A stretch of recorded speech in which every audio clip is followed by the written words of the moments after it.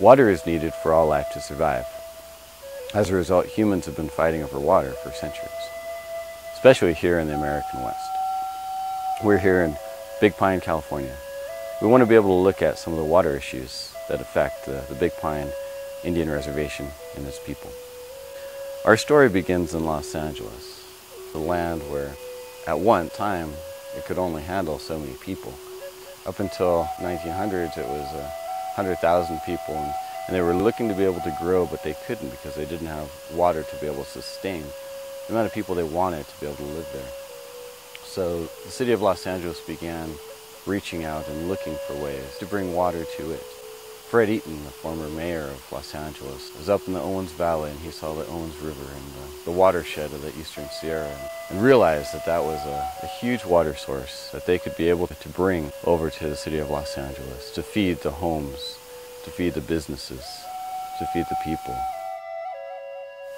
William Mulholland was the manager of the Department of Water and Power, and he created the Los Angeles Aqueduct going from the Owens Valley into the city of Los Angeles, a monumental feat. Now millions of people live in Los Angeles. It's one of the largest cities in the world. But at what cost?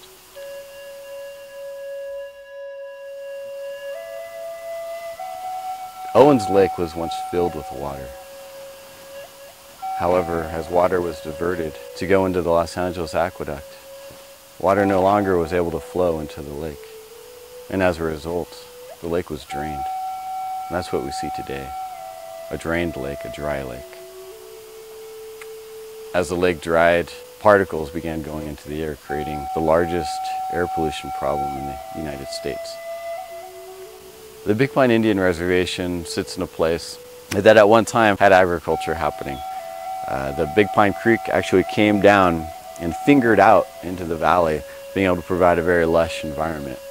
However, since the Department of Water and Power has found it important to move water from one locality to the other, it's really changed the way Big Pine looks, and especially where the Big Pine Indian Reservation sits, because the water no longer fingers down into the valley, but is actually just one conduit, and that conduit comes down straight into the river.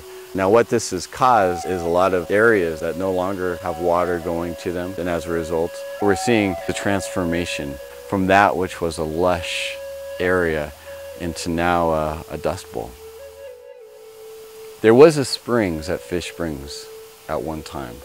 Groundwater pumping has caused the spring to go dry. As soon as pumps went on, grabbing water from the water table, the springs went dry, and they have not returned at all since pumping began.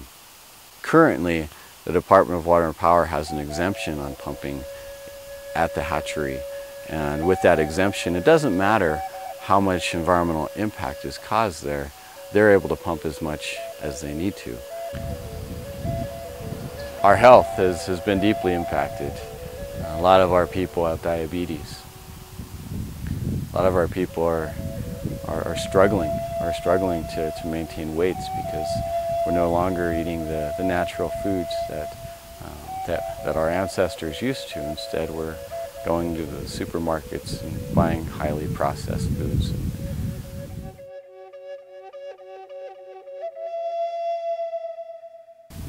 We feel like we're alone out here. We recognize the power that other entities have, such as the Department of Water and Power.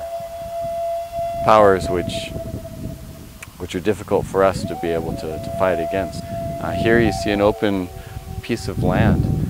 It's right alongside Highway 395, and we would like to be able to use it for economic development. However, we've been pushed on every side by the Department of Water and Power. We have other agencies that are saying, yes, we'd like to be able to help you move forward, and they've been very, very gracious in the work that they've done to be able to see us have projects move forward.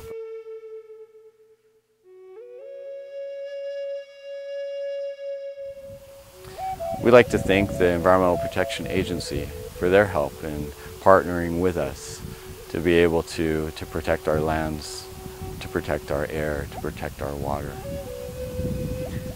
You've been a great partner to us.